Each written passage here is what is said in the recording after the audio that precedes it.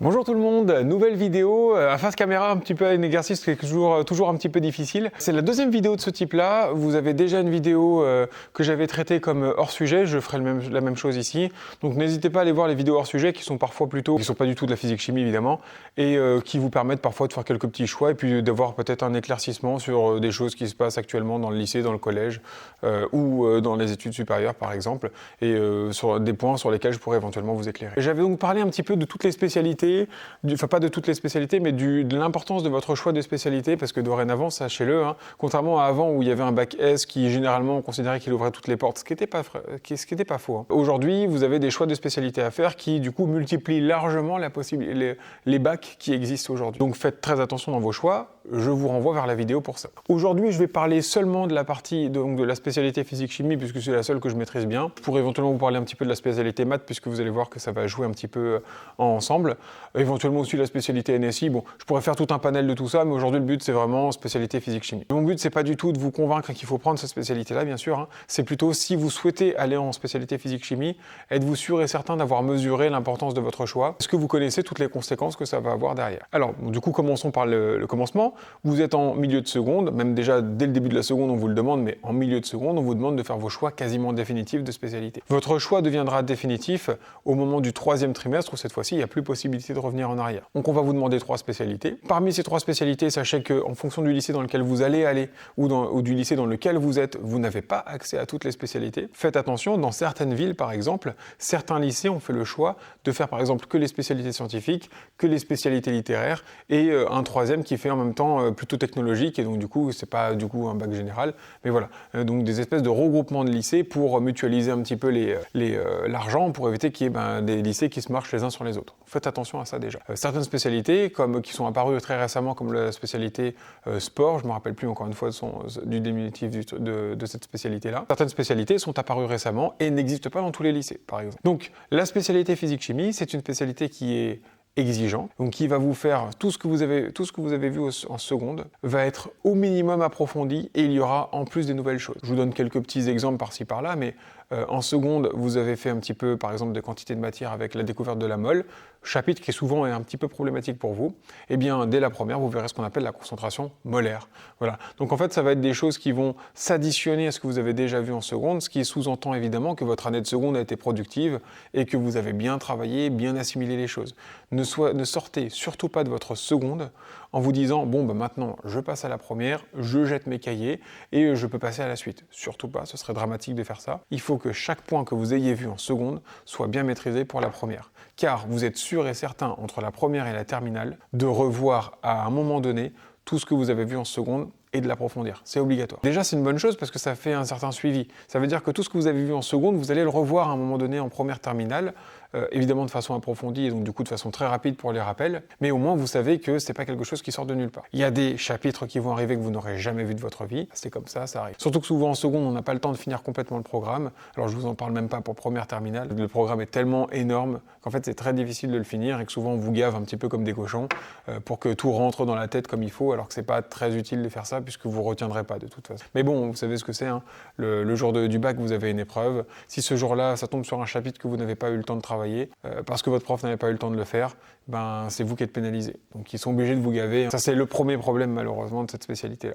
Donc c'est très dense, beaucoup de choses à apprendre, beaucoup de choses à maîtriser. En plus de ça, vous allez avoir besoin d'outils mathématiques, des intégrations, des intégrales, pour faire des intégrations, des équations différentielles, des choses comme ça. Donc des capacités mathématiques extrêmement importantes pour la suite. Sachez que tout ce que vous allez apprendre en outils mathématiques, en spécialité physique, donc que tout ce que vous allez utiliser comme outil mathématique pour la spécialité physique est extrêmement important pour la suite. C'est-à-dire que le but, bien sûr, de la spécialité physique-chimie, ce n'est certainement pas de s'arrêter en terminale. Évidemment, on espère au minimum que vous alliez en fac, par exemple de médecine, par exemple de physique, ou alors du coup plutôt en classe préparatoire pour aller ensuite faire un cursus ingénieur, ou en classe préparatoire intégrée, bref, peu importe, mais en tout cas vous vous arrêtez pas avec une terminale. Ce serait vraiment une très grosse erreur de s'arrêter après le bac et de vous dire j'ai un bac avec une spécialité physique-chimie. Ça mène pas à grand chose, c'est une super spécialité qui va être très très très utile pour beaucoup d'études, je vais vous en parler après, mais globalement faites attention, ne vous arrêtez pas là. De toute façon, de base, avec un lycée général, ne vous arrêtez pas après le bac, surtout. C'est juste un sésame qui ouvre des portes.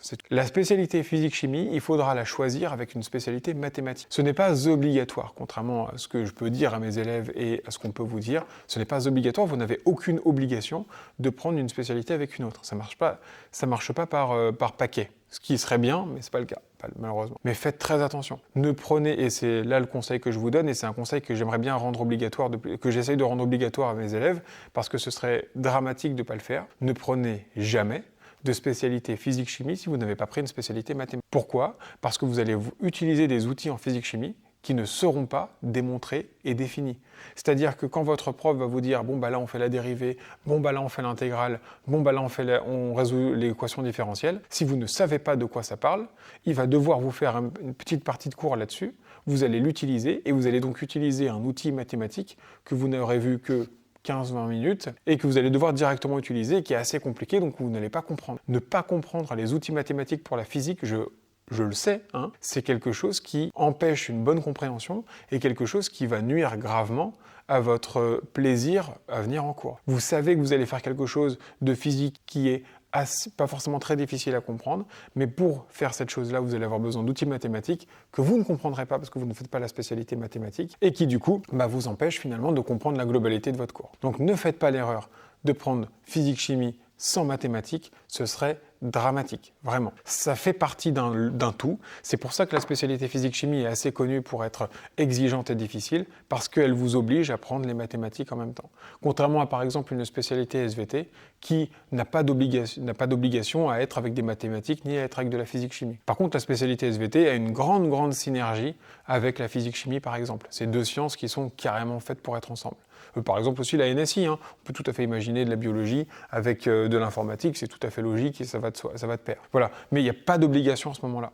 Donc faites attention, par exemple si vous faites de la NSI plus tard, il faudra prendre la spécialité mathématique. Ce serait aussi un problème de faire de l'informatique à haut niveau sans faire des mathématiques. Toute l'informatique qui est utilisée aujourd'hui, tous les codes, etc. qui sont utilisés, tous les programmes que vous allez pouvoir faire, sont basés sur des modèles mathématiques, sur des langages mathématiques. Donc faites attention avec ça. Donc choisissez absolument ça. Et maintenant, la question se pose pour votre première. Alors je referai peut-être une vidéo pour ça plus explicitement. Là, on va juste parler seconde vers première.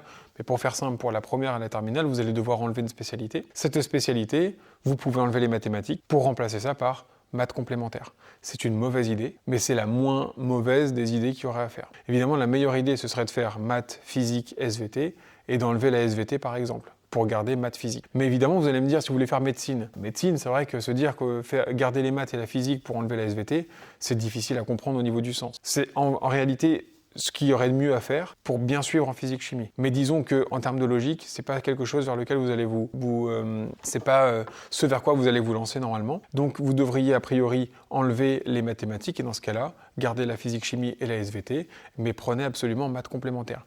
N'abandonnez, s'il y a bien un mot, n'abandonnez jamais les mathématiques après avoir pris une spécialité physique-chimie. Donc c'est pour ça que c'est une matière où on vous met un petit peu la pression en seconde parce qu'on vous dit attention, la spécialité ça va être difficile. Sachez une chose, et je sais qu'aujourd'hui ça commence à se perdre un petit peu tout ça, mais j'aimerais que petit à petit j'essaye de le cultiver avec mes élèves et c'est je pense quelque chose qui revient un petit peu et vous allez vite vous en rendre compte avec par rapport à ce que je disais dans l'autre vidéo, par rapport à, malheureusement aux restrictions qui vont être faites. C'est quelque chose qui va revenir à un moment donné, il va y avoir une augmentation de la compétition. C'est déjà le cas par exemple en filière STAPS, c'est tellement bouché qu'aujourd'hui, pour avoir un boulot après avoir fait STAPS, il faut vraiment être excellent. Et c'est pareil pour, par exemple, certaines filières professionnelles.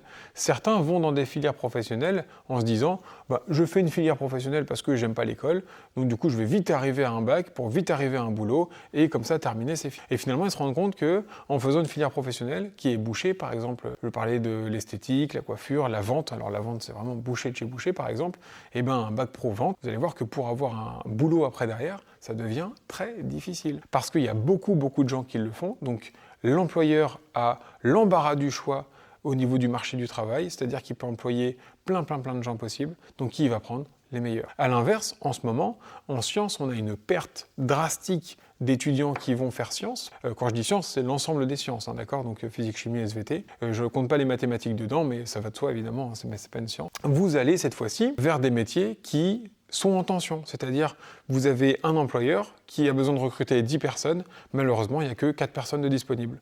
Donc les 4 sont prises, évidemment. Donc vous avez un moins grand besoin de compétences. Il les faut, ces compétences, mais c'est moins grave d'être moyen. Ça veut dire quoi? Ça veut dire que si vous faites par exemple demain si vous choisissez une spécialité SES, donc économie et sociale, sciences économiques et sociales, eh bien si vous prenez ça, sachant qu'il y en a beaucoup qui prennent cette spécialité-là, donc beaucoup qui vont se diriger vers des études supérieures en rapport avec ça, il faudra être excellent dans la matière.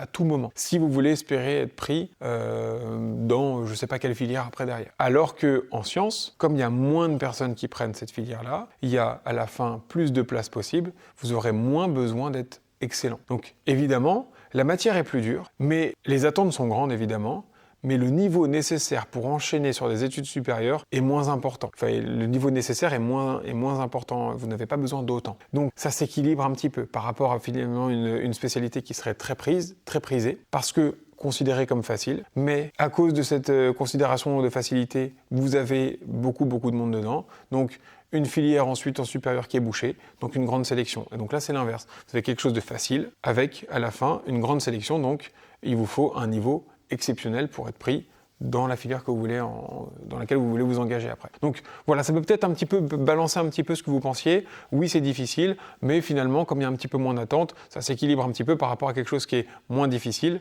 du coup, mais où il y a plus d'attente. Voilà pour ça. Alors, je vous donne conseil évidemment de vous arrêter à ce que je viens de dire là. Il est hors de question que vous vous contentiez d'un 10 sur 20 évidemment en spécialité physique-chimie. Le but, c'est quand même d'avoir au minimum, 14, ce serait quand même pas mal. 14, je vous rappelle, c'est pas non plus une très bonne note, mais ça veut dire que vous avez bien compris ce qu'on vous montre. 10 sur 20, vous comprenez la moitié de ce qu'on vous montre. C'est pas énorme. Voilà, donc au niveau des métiers qui s'ouvrent à vous, après derrière une spécialité physique-chimie, en fait ils sont légion, il y en a énormément. Toute la partie médecine, donc imaginez la quantité de métiers possibles en ce qui concerne la branche médecine. Et quand je pense à médecine, je pense aussi paramédical, donc c'est-à-dire tout ce qui va être kiné, tout ce qui va être podologue, tous les métiers du paramédical sont ouverts à vous après une spécialité physique-chimie.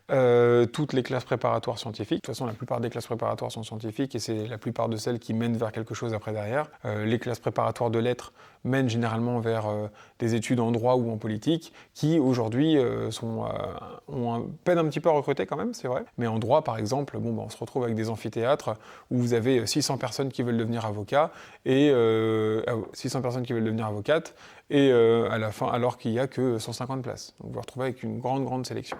Donc les classes préparatoires s'offrent à vous, et puis ces classes préparatoires, là c'est un travail difficilement mesurable qui vous attend, c'est quelque chose de colossal, mais à la fin vous avez un concours, ce concours donc c'est quelque chose d'égalitaire, c'est ça qui est bien au moins, c'est que si vous êtes bon, vous êtes pris dans une école du coup de prestige, ou à l'inverse vous êtes moins bon, vous êtes pris dans une école un petit peu moins prestigieuse, c'est pas grave, ça vous empêchera pas d'avoir un boulot. La plupart du temps, derrière une filière scientifique, vous avez du travail. Donc vous avez beaucoup de filières qui s'offrent à vous. Vous avez bien sûr les IUT qui s'ouvrent à vous. Attention, pas de BTS. Les BTS, c'est plutôt pour les filières technologiques ou professionnelles. Faites attention à ça. L'embarras du choix. Toute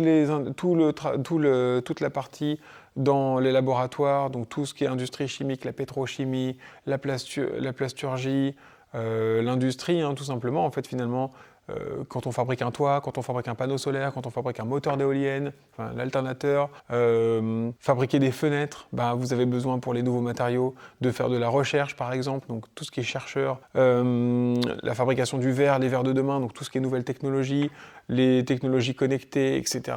Enfin bref, vous en avez plein.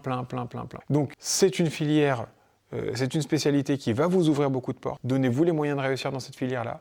Et je vous garantis qu'à la fin, vous serez quand même content parce que vous avez tout qui s'ouvre à vous. Il n'y a plus qu'à se motiver à bosser. N'imaginez pas que c'est une question de talent. À aucun moment, il y a besoin de cette question en se disant « Ah oui, mais moi, je comprends pas bien, je suis nul en maths, oh, mais je comprends rien à la physique, nanani, nanana. » Non, l'idée c'est êtes-vous capable de travailler à la hauteur de ce que vous voulez faire plus tard, c'est tout. Vous voulez devenir médecin, êtes-vous prêt à faire 10 ans d'études et donc du coup d'abord à commencer à faire 4 heures de physique-chimie par semaine en première, 6 heures de physique-chimie par semaine en terminale, et de faire en même temps au minimum 6 à 10 heures de travail par semaine personnel sur cette spécialité-là. C'est à vous de voir avec ça. Sachez que quand vous aurez choisi votre spécialité, vous devez absolument vous mettre à travailler bien plus dans ces 3 spécialités, et donc dans les 2 après en terminale, que dans toute autre matière. c'est évident. C'est le coefficient 16 au bac, ne serait-ce que pour ça, mais et surtout parce que votre bac, il va être défini par les 2 spécialités que vous aurez en terminale. Donc il est évident que si vous avez votre bac grâce au tronc commun plutôt que grâce à vos spécialités, c'est pas normal. Voilà. Mais ça, c'est valable pour toutes les spécialités, bien sûr. Donc j'espère vous avoir un petit peu orienté par rapport à ça. Faites votre choix en étant éclairé de cette vidéo et de la précédente que j'avais déjà faite, en particulier sur le sujet. Faites attention à l'employabilité derrière. N'oubliez jamais ça. Ne faites pas une filière qui vous mène directement au chômage, en fait. Ce serait dramatique de faire ça. Aujourd'hui, on a un taux de chômage qui explose, contrairement à ce qu'on pourrait nous faire croire. Et le problème, c'est que ce taux de chômage, comme j'avais déjà pu le montrer, il explose dans les filières qui sont saturées, évidemment, et dans les filières qui ne sont pas scientifiques. Donc, aller vers une filière scientifique, c'est très souvent une bonne idée. Vous ne serez peut-être pas le meilleur, c'est pas grave, vous inquiétez pas, il y a forcément une voie qui s'offre à vous après derrière. Le tout, c'est d'avoir son bac et d'avoir une filière, une spécialité physique-chimie où vous avez quand même compris la majorité de ce que vous avez vu, c'est-à-dire 14, ce serait bien. 12, c'est vraiment le minimum du minimum. Au-delà, c'est très bien, évidemment. Voilà, j'espère avoir été assez clair. Je referai des vidéos de toute façon, si nécessaire, sur le sujet, surtout sur le passage de la première à la terminale. Voilà, choisissez bien, faites attention, et je vous dis bon courage pour ce choix, parce que mine de rien, on vous demande à 15 ans de savoir ce que vous voulez faire dans la vie, parce que en fait, si vous choisissez mal, vous ne pourrez pas faire ce que vous voulez dans la vie. Donc, c'est jeune, mais avec tout ce que vous avez sur Internet maintenant, les vidéos de vos profs, etc., vous devriez être capable de faire un choix assez éclairé et qui vous ouvre le plus de portes possible. Donc évidemment, si vous n'avez pas trop d'idées de ce vers quoi vous voulez vous tourner plus tard, eh bien n'hésitez pas à prendre une filière un peu scientifique ou qui vous ouvrira un panel plus important que si vous faisiez des filières, des spécialités très précises en art par exemple, qui vous ouvrent des études d'art finalement. Si au dernier moment vous ne voulez pas faire ça, c'est un peu tard. Voilà. Donc faites attention à tout ça et puis je vous dis à une prochaine pour cette fois-ci de la physique-chimie. Au revoir!